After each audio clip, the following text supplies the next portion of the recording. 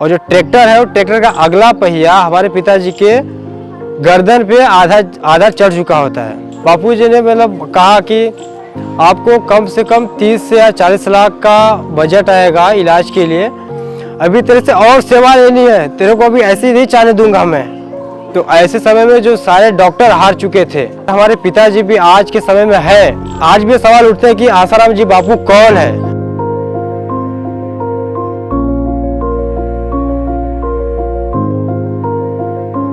मैं अनुराग पाल काशी विश्वनाथ वाराणसी से हूँ।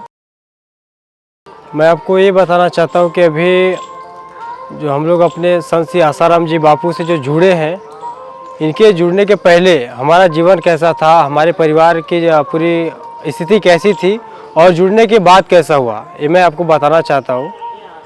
हमारी जो माता जी सबसे पहले जुड़ी थी, 2000 में से ही हमारी माता जी जुड़ी हैं, लेकिन उनको काफ़ी रोक टोक तो होता था आश्रम में आने के लिए जाने के लिए, जैसा कि अभी प्रेजेंट में होता है। काफ़ी जगह से लोग सवाल उठाते हैं आश्रम के ऊपर, बापू जी के ऊपर। ठीक वैसे ही आज से सन 2000 में था मेरे भी घर में।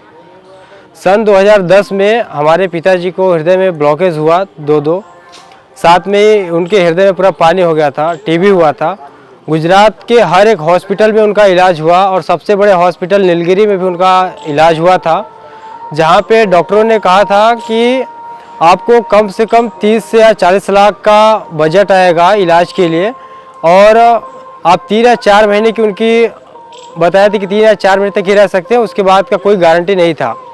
हमारे पिताजी का डेली हॉस्पिटल जाना होता था, आना होता था, और लेकिन हमारी इतनी बजट नहीं थी कि 30 लाख 40 लाख हॉस्पिटल को पे करें और अपना इलाज करा पाएँ।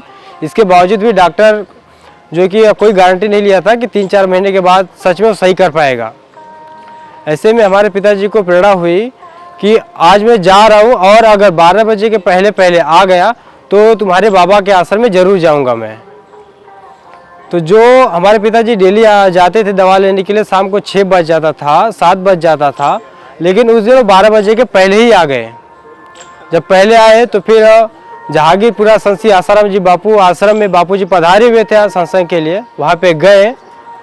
और जाने के बाद बापूजी हमेशा सत्संग के बाद में हाथ से प्रयोग कराते हैं, तो उस समय भी बापूजी ने हाथ से प्रयोग कराया।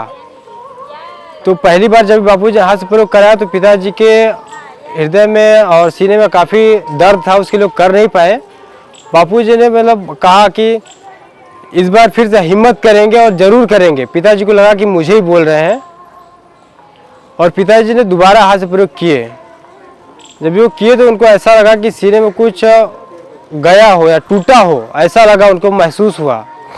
और उसी समय से उनके जो भी सारे रोग थे ठीक उसी दिन से नहीं उसी क्षण से गायब हुए। उनको उसी समय ऐसा महसूस हुआ कि जो दर्द था, जो बीमारियां थी, वो गायब हो गई। जब घर पे आकर के देखते हैं तो जो पूज्य श्री का विग्रह रखा था घर पे, पूज्य श्री का विग्रह पूरे सीने पर पे आधे से पूरा सीने पर जो था वो पूरा वहाँ से श्रीचित्र क्रैक हो चुका था, टूट चुका था।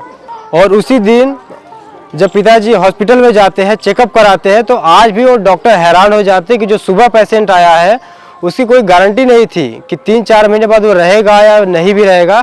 उसका सीने का रोग, हृदय का पानी, ब्लॉकेज, टीबिया 4 घंटे के अंदर अंदर कहाँ चली गई।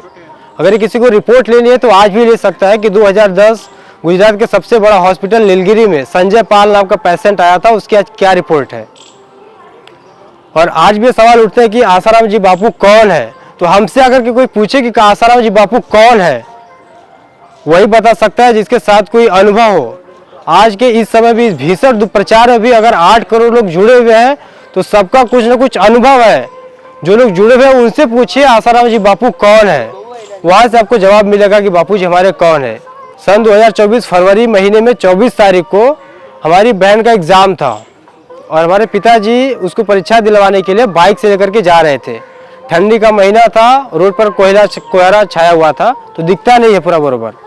सामने से एक ट्रैक्टर आ रहा था और ट्रैक्टर का बाइक और हॉर्न अचानक फेल हो जाता है, और ट्रैक्टर हमारे पिताजी के बाइक से जब टकरा जाता है तो हमारी बहन गिर जाती है, बाइक गिर जाता है और हमारे पिताजी भी रोड पे गिर जाते हैं।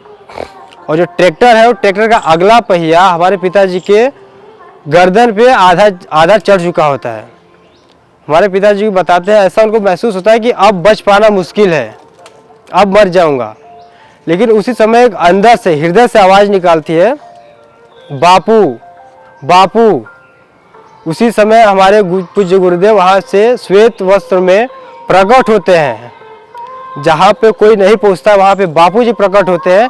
एक हाथ से पिताजी को उठाते हैं और दूसरे हाथ से ट्रैक्टर को पीछे करते हैं और पिताजी को बोलते हैं कि बेटा अभी तेरे से और सेवा लेनी है, तेरे को अभी ऐसे ही नहीं जाने दूंगा मैं।